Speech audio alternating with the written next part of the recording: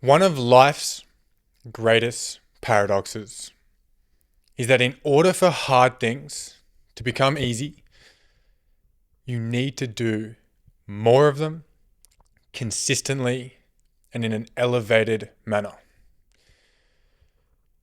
Every person finds doing hard things hard. Why? Well, because they are hard things. But in time, when you do enough of the hard, the choices, the risks, the needs, the thoughts, the feelings, when you get yourself to a position of having done enough of them, doing the hard becomes easy. Now, it doesn't become easy because the hard itself becomes easy. It becomes easier because of the fact you know the feelings, the rewards, the progressions, and the outcomes that come from doing the hard. One of the most troubling dynamics I experience as a person that deeply cares about humans and also a coach that coaches health, fitness, lifestyle, and knowledge is for some reason, when we choose the hard, it feels so much harder. Yet when we don't choose the hard, it feels easier, but the outcome always ends up being hard. And that's a really tricky barrier as a coach I've been trying to close the gap between. The idea that choosing the hard seems so much more difficult, yet we'd rather be given the hard scenario as a repercussion from our lack of actions, and for some reason we think that's easier. We see the person waking up 5 a.m., think that's way too hard. We see the person going for a run, we think that's way too hard. We see the person that looks amazing, and immediately we think to obtain that body, way too hard. We see the person driving the nice car, living in the nice place, and we immediately think it's way too hard. So we stay in a position where we don't choose hard choices, we don't do hard things. We don't take risks, we don't push ourselves beyond what's comfortable. Yet we are the ones that end up living a much harder outcome. We look in the mirror, we don't like how we look. We wake up, we don't enjoy or like what we do on a day-to-day. We don't like how our body feels, the injuries, the pains, the lack of mobility, the aches. We don't like our friends because they're not true friends. We haven't had hard conversations. We might not actually like our partner. We might not like the dynamic in our family. We might not like the experiences we have, the thoughts we think. How in what world is that an easier life than the person that wakes up with discipline, does hard things, pushes themselves, looks how they want, lives how they want, is excited to wake up and get out of bed, loves their friendships, loves their family dynamic, adores their job, and is excited for every moment and experience. Now, it's not to say that the person that chooses the hard doesn't have negative repercussions from doing so. There's always exceptions to the rule, but there's always things that just happen. There's always going to be a push for a pull and a pull for a push.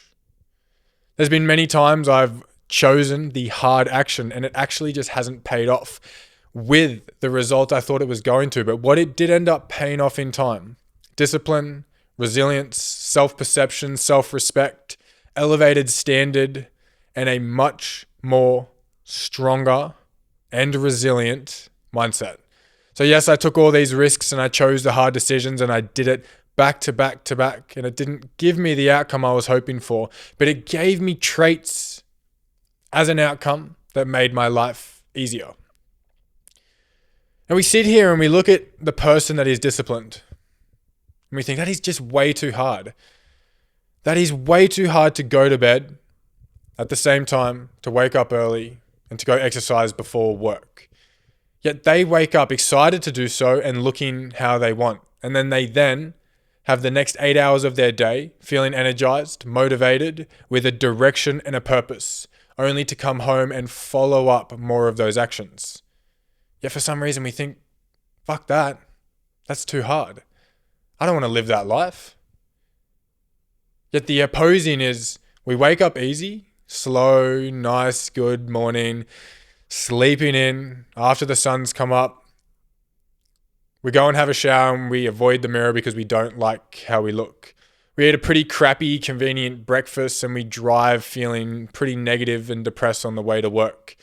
We work a job that doesn't necessarily light us up. We do the bare minimum at our work. We're not very passionate. We don't really care. We then go home, watch a movie, have a shower, avoid the mirror again because we don't like how we look.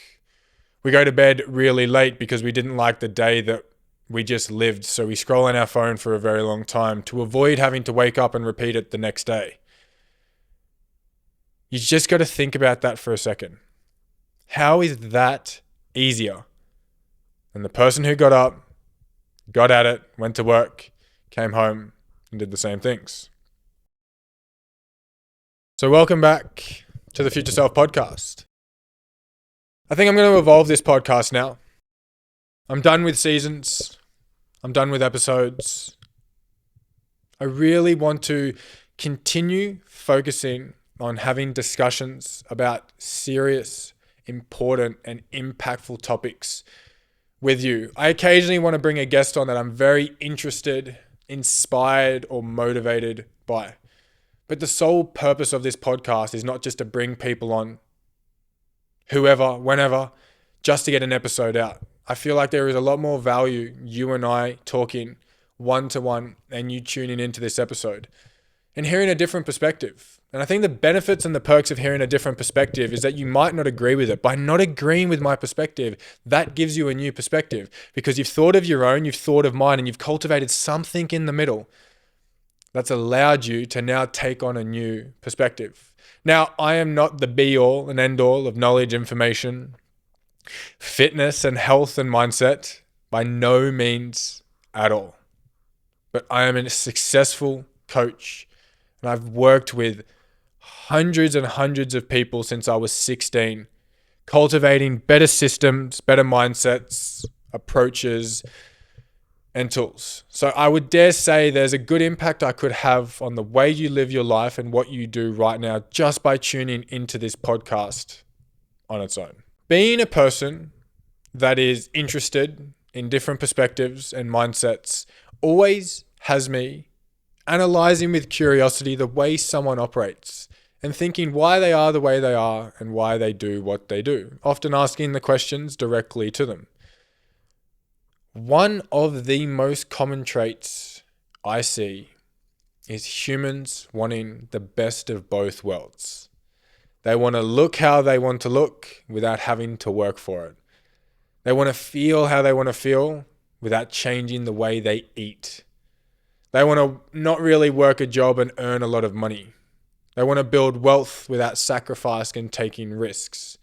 They want to be strong mentally without putting themselves in a position to go through hard times.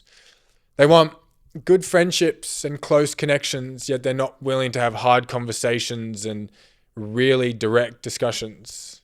They want close connection with family, but they're not willing to have the conversations needed. They want to live the life they want to live, but they want to have all the perks and the outcomes. And one of the most common things I say to my clients and through my social media when I am posting informative content is you cannot have the best of both worlds. You just simply can't. You can't have the easy and also get the outcome. You can't take the simple and also have the great. You have to pick a push and a pull. And often, to really simplify it, it looks like hard work and good outcome, easy work and hard outcome. That is essentially, if we stripped it all back, what most things can come down to. It is the factor of what future self is. Delayed gratification. You either take gratification now and deal with the repercussion later, or you put in the work now. Delay that gratification and the outcomes often are better. Now, like I said, there's always exceptions to the rule. Sometimes you can delay gratification and it dies and you don't actually get to reap the reward. I would dare say it's fairly rare, but it happens.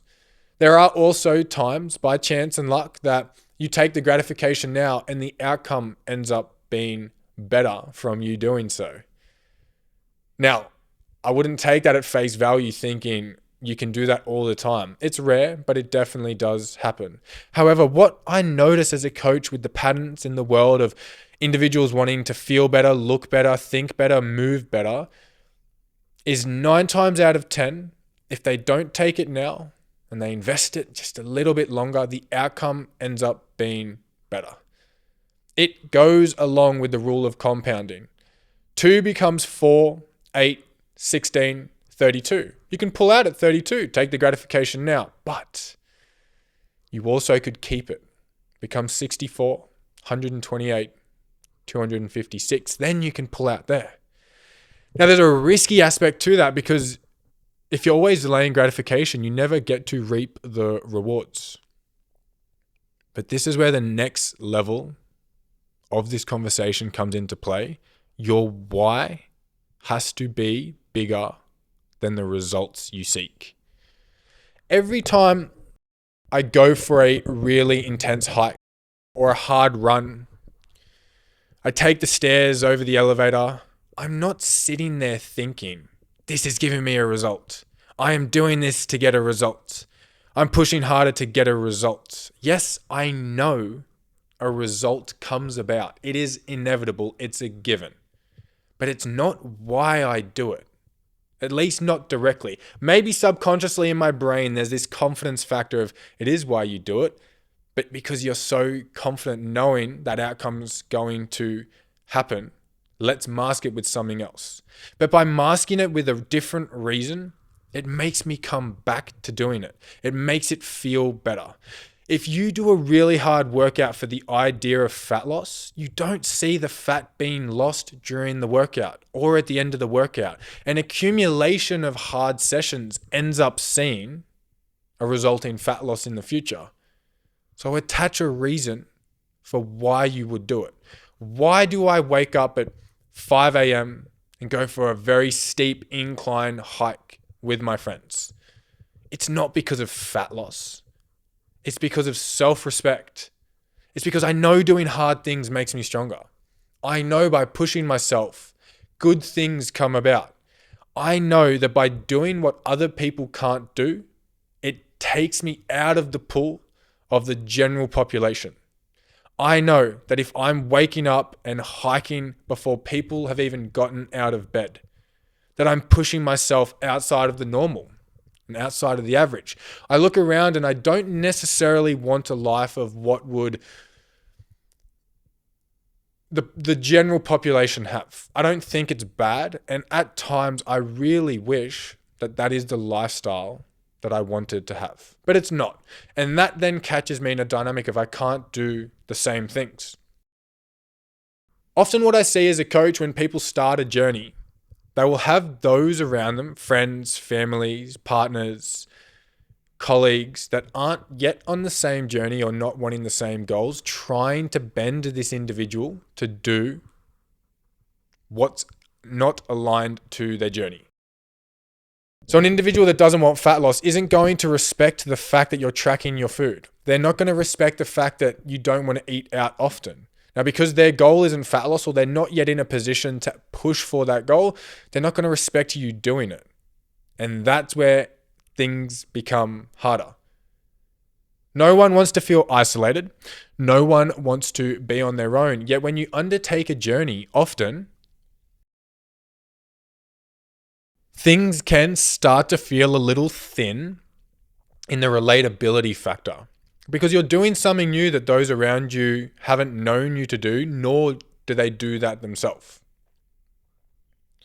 And that's where things get hard. But if you see it through, you stick to it, you double down, you trust yourself, you might find new aligned friendships, you might build stronger connections, you might inspire your friends and family to start their journey, then you bond over it, then you get closer, then you build way more amazing memories and things to reflect on. You're holding each other accountable. The idea of avoiding the hard instantly for me screams a harder life. Anytime I can think of avoiding the hard, it doesn't align to the goals or the outcomes I want. It's very rare that the goals or outcomes I want align to doing easy things. And I will talk about it in a second because there's a slight caveat on that for some goals I do have at the moment. But anytime I can think of giving in and not being bothered to do the hard, it leads to the outcome I don't want. Going to bed a little bit hungry, that's hard. But by doing so, it allows me to manage my calories in a way that has me looking the way I want to look. Training 6 days a week, that's hard. But it has me feeling and thinking about myself the way I want to feel and think about myself. Being someone that tries at work, not just showing up, taking the piss, doing the bare minimum, actually trying, taking on more responsibility, trying to level up, building better connections with your colleagues, holding yourself to a high standard. Now, you might be sitting there rolling your eyes or thinking, no, you do the bare minimum for the maximum amount of pay. And I understand that. And trust me, there's a part of me that wants to vouch for that too. But what does that lead to in return? It leads to you turning up to work feeling lazy and unmotivated. It leads to a day of lacking ambition because you don't care about working hard. It leads to 8 hours every day filled with shit that's just not inspiring or comfortable or enjoyable. So yeah, you might sit there and think, I'm not going to overwork for this company that pays me a little amount. But imagine just putting in that little bit of effort, working hard on that project, seeing that thing you were asked to do through, not for the sake of the job, not for the sake of a promotion, but for the sake of you, for the sake of pride, self-respect, an elevated standard, working hard. I remember when I used to work at the first gym I ever worked at, and we used to have to tidy the gym up at the end of the day. And I would always go above and beyond, but I didn't go above and beyond for the owner, for the praise. I went above and beyond for my own self, because if I can show up that way for someone else, imagine what I can do when I start my own business. And then delayed gratification, exactly that happened. When I started my own work, my standard was so high, I put in so much extra work that wasn't necessary that would continue to pay in the future. So I wouldn't put in the effort for the boss or to get the praise or to seem like a good employee. It gave me passion. It gave me purpose. It made the time at work go faster. I really don't like this progressive people versus everyday person, or entrepreneurs versus the 9-to-5ers, like that separation aspect. But there is this very consistent trend among people that just aren't happy, feel purposeless, they don't feel driven. And that is those factors of doing the easy now, sleeping in, going to bed super late, eating a lot of packet food, going to work and doing fuck all, drinking alcohol on the weekend, bitching about people, not going to the gym, laying in bed scrolling. Now, trust me, we all do those factors. Every single person you admire or are inspired by or think is amazing has either done those or they do those from time to time. But what I'm talking about is the consistent pattern. That idea that that's what you do all the time. It is always the easy now. And if it's always the easy now, it is always the hard later. Now, later could be as far as heart disease when you're 70. It could be as far as a failing liver when you're 80. But later could also be feeling shit yet again tomorrow. It could be feeling depressed yet again on a Sunday. It could be in 5 minutes time when you walk past the mirror and you look at yourself and you don't like how you look. It could literally be in 60 seconds when you get a text message from a friend that's bitching about someone and you're over it because you want deeper, caring, trusting connections. Later isn't always way, way down the line. There's definitely that extent of later, but later could be as short as 60 seconds time. Now, you can't go through life always doing hard things. That links back to the point I was saying, the caveat before. I'm in a position now where it is funny because it's hard for me to do it, but it is in the eyes of most people the easy thing, the thing you'd be told not to do. The idea of, I would try and break that habit. So the same thing as a rest day for me is harder than the day of going to the gym. I've been watching more movies. I've been talking more surface level conversations. And I've been experiencing the now a little bit more than the later. I've been watching movies at the end of the day. I've been not always questioning why and pushing someone to think, just having a laugh and enjoying the conversation. And they're, in my eyes, the now, the easy now.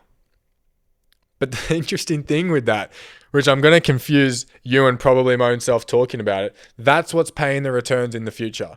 But that complexity of dynamic, being able to switch between the hard now or the hard later and what dictates whether you're doing the right thing, is just solely backed from self-respect, solely backed from a high standard, solely backed from a self-love and care. So I have friends that if they're going to drink on the weekend, their parents would think, oh, you're drinking again. If I was to tell my parents or my sisters I'm drinking on the weekend, they wouldn't even blink an eye. They would immediately think, yeah, well, there's probably a good enough event, that's why you're drinking. Because they know me for having such a high self-respect and such a high standard. There's this concept I read about and have been thinking about more. And it's slightly intense. But there's this thing that when you become an adult, you can no longer make impactless decisions. You can't just make a decision that leads to non-impactful outcomes. Every single thing you do or choice you make leads to an outcome of closing the gap between where you are and your goals, or extending the gap further between where you are or your goals. It's the concept that I read was to do with death. Every decision you make either walks you closer to your death date or walks you further away. So every bit of food you eat, alcohol you consume, drugs you use, things you put into your lungs, sleep you have, connections you have, literally everything either moves you closer to dying or further away from dying. And it sounds morbid and over the top and intense, but I think the concept is actually quite beautiful when you do then realize you can't just make surface level decisions. You can't just go through life without the responsibility of what you decide having no impact. Now, this is where it gets scary talking on a podcast and sharing concepts and ideas. Because there could be someone in the comments now saying, great, this has fucked up my mental health because all of a sudden everything I do matters way more than I thought. And that's the tricky thing, right? You can never please all audiences, and you can't say the right thing to everyone. There might be a point I say in this podcast that changes someone's life for the better. And there might be a point I say in this podcast that just gave someone more anxiety. That is the tricky thing. But I think it's a very beautiful concept that you can't go through life making meaningless choices. So that then empowers you. Rather than puts more responsibility and stress on you, it empowers you that what you do matter. It empowers you that what you do really matters. The job you work, the effort you put in, the food you eat, the exercise you do, the conversations you have, the way you spend your money. It either closes the gap or it lengthens it further. And there's so many people I can think of now that have lived their life thinking that what they do is meaningless, that it just doesn't matter, but it's catching up. All the shit decisions they've made have started to catch up. Or the other person, all the good decisions they've made have started to catch up. I really just want you for a moment, and I'm going to give you a slight moment. You can even pause this episode if you want, just to think about the most meaningless decision you made this morning, and then try and connect that to how that would impact your life down the line, how that would either shorten the gap or extend it.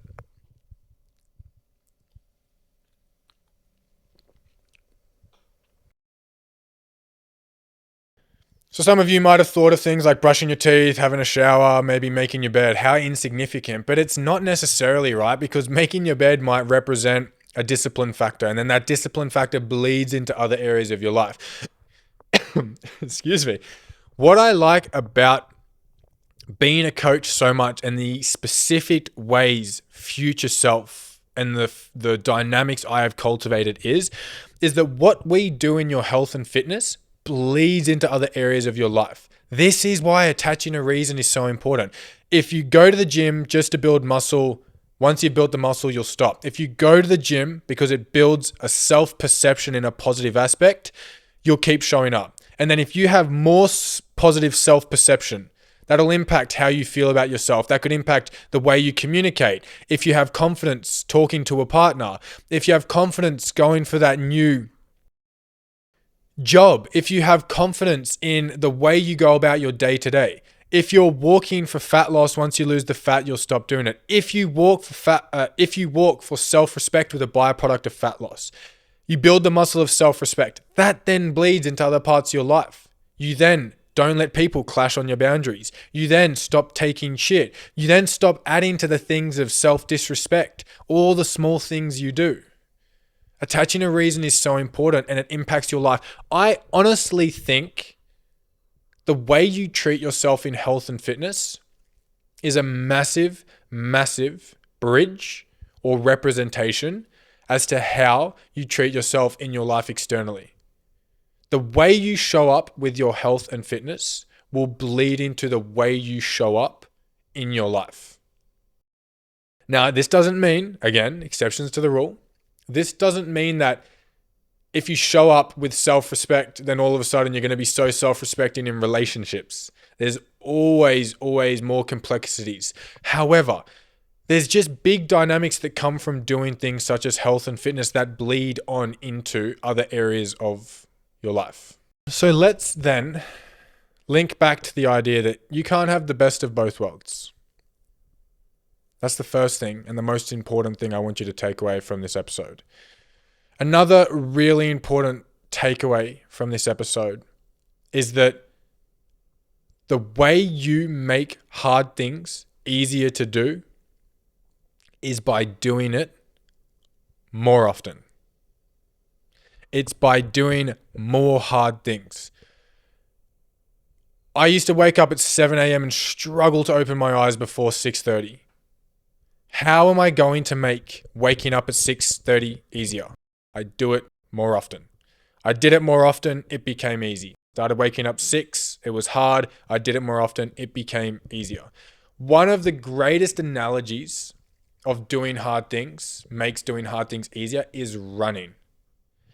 When you first start running, for the non-gifted or adolescent athletic individuals, it's really, really hard. How is running being hard ever going to become easy? By doing it and doing it more often.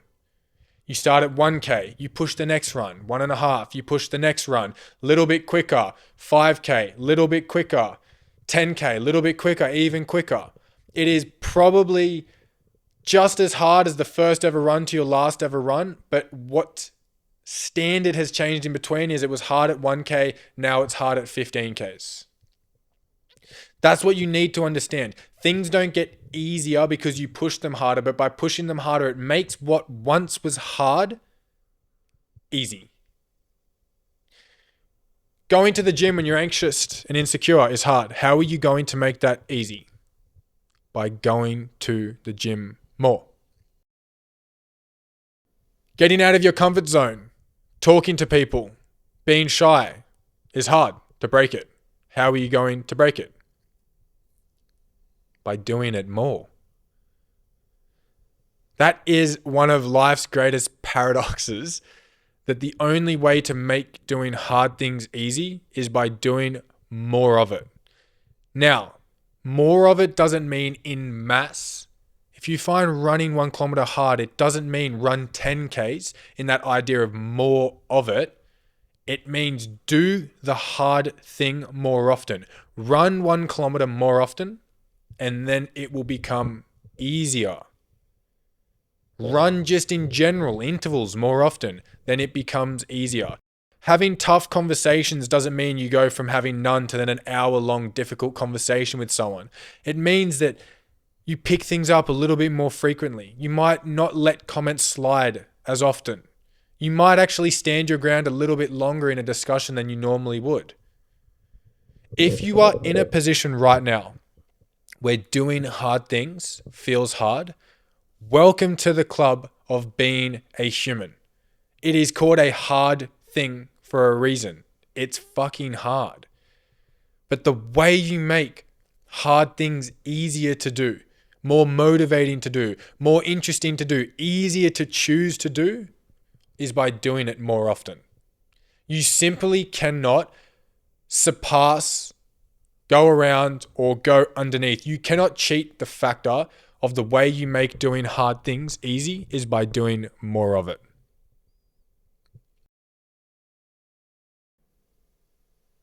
I appreciate you tuning in so much. So much. I'm really excited for the next chapter for this podcast. We're getting rid of the seasons, getting rid of the episode numbers if you're on YouTube.